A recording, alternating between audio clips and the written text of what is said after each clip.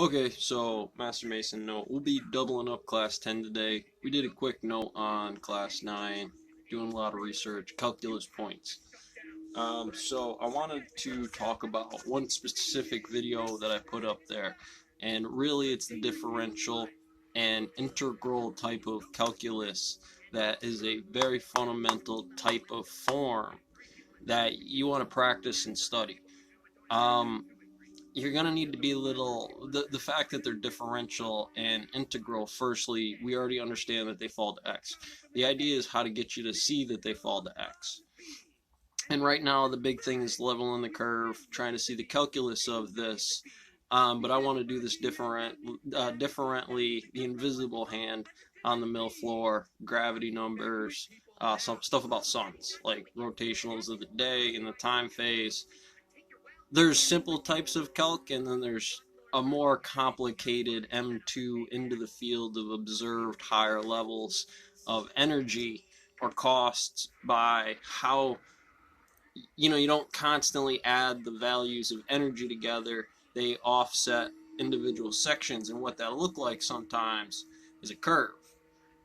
Usually when you're kicking buckets, when you have to do your pallet setups, given the angle of this slope on the differential types of the run and rise, or how those 2 points on this correlate an angle, then I can start to graph that with an integral equation and say everything under the polynomial of the area of this equation against the time frame is going to give me where that dip happens. And then you got long-term stock systems of a company that follow a graph, which are kind of integral or differential. The thing that's real neat about this is when you do something like a differential, one of the best equations that I can say to figure out the slope is to say the 3, 4, 5 rule.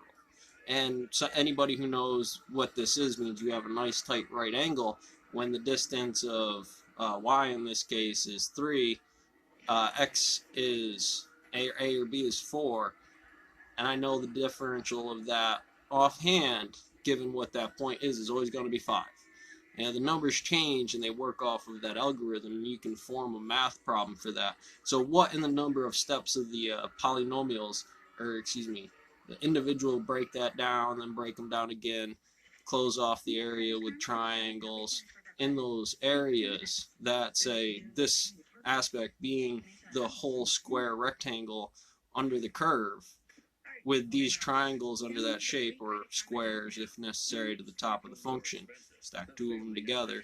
That's going to finish that off with top edge being certain key slopes. You see the buckets, everybody's filling in the buckets in terms of product line, and on this line, this is skid steer time. Well, we can get that back to X. We can graph that off. And that's that 3, 4, 5.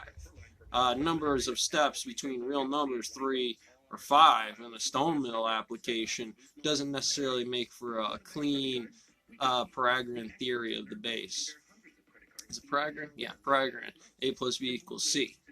But we know when we kick rock in there and use the skid steer, you're at least an operator. Relative to not knowing your time, 4 or 3, I can't really dictate what 5 is. There's no real square applications to what those real numbers represent. Here they're just an x on a radiant that says when I'm figuring out the slope of what the works and the joules are, or the resistance points, when they come off on a timeline and I see a physical action, that's becoming what the x1 is, the physics, the 0 to a calculation, and other variables in here. And I enjoyed the way he broke that down in that class, the way he broke down different types of graphs, y in the flying pig and the trebuchet. It's an interesting thing to understand that this can apply to a negative function. Now, obviously, velocity from the arc, losing all of its momentum and then gaining momentum of another system, acts like a negative base number. Where does the trajectory of this velocity really stop? Is on the ground, when that thing stops moving.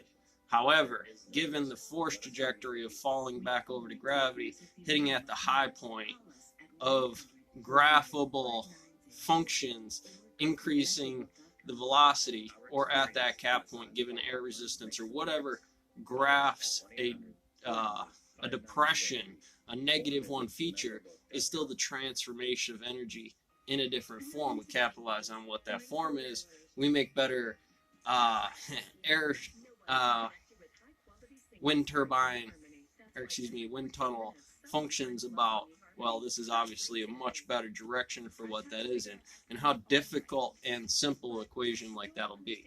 Helps us vacuum out this free expansion problem when you graph out your stone mill or a hotel, a college dorm area.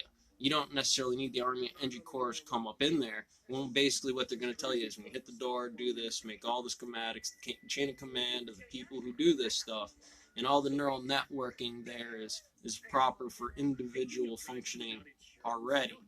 And usually, when you start graphing on those things, the depressions relative to a slope increase much more dramatically.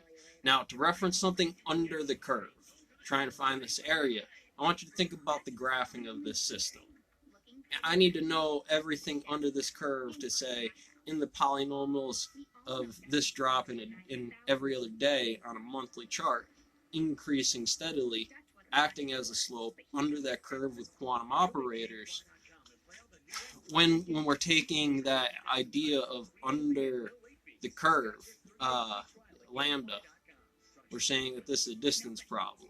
In stocks, a lot of times you want to ride the surge, right? You want to be able to recognize what that point is. There's only so many people, is a limited physics or someone to play. Well, that now give me a point to look. We'll put a cliff note in that, diverge this topic off, and bring it back around. Complete the structure with more information. That's that surge for X, that X mechanics in here. And so as you recognize that, depending on your topography, cosmetology and coffee cup on the table and what type you like, I can't give you this perfect algorithm that says the timeline is adjustable. When you do understand it's every form of calculus, because each type may be the one that's relative in a physical limit. Like that form of the calc is this hotel or this college variation to NP problems. I said N versus P versus N versus NP. Sorry, if I did that wrong on my notes, it's N versus NP problem.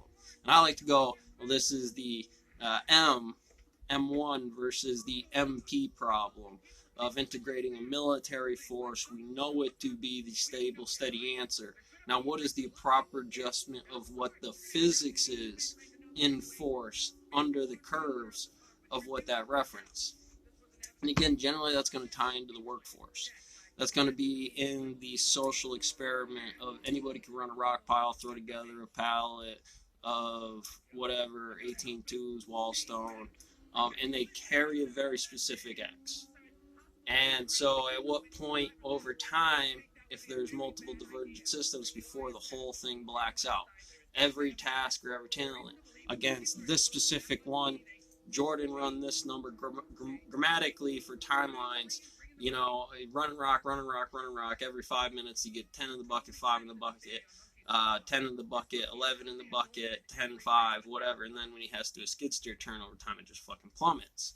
Now, over the graph, I'm going to take those small increments and say, well, this is a roundabout number at the back end of what those systems are. And what that does is gives me allowance to play a stock game on it, the insurance of time frames, of adjusted numbers to make sure the companies are what they need to do, because this is my company. Every part of efficient tool that I touch, regardless of it's mine or not, I'm on a contract, at least at a worker's degree, to be able to function this material with the proper schematics inside the appropriate timeline for the company. You got to have on the ASU app there, one of the test questions you'll see is, you know, in the desert, palm trees have a very specific water set to what they need for the size of the tree and what the conditions for that job is. And somebody's got to do that. You know, so Johnny's 15, Jody's 17, the angle of this tree, and however you want to design the topology of N1 half, P, NP, universal field theories, or force problems inside of here.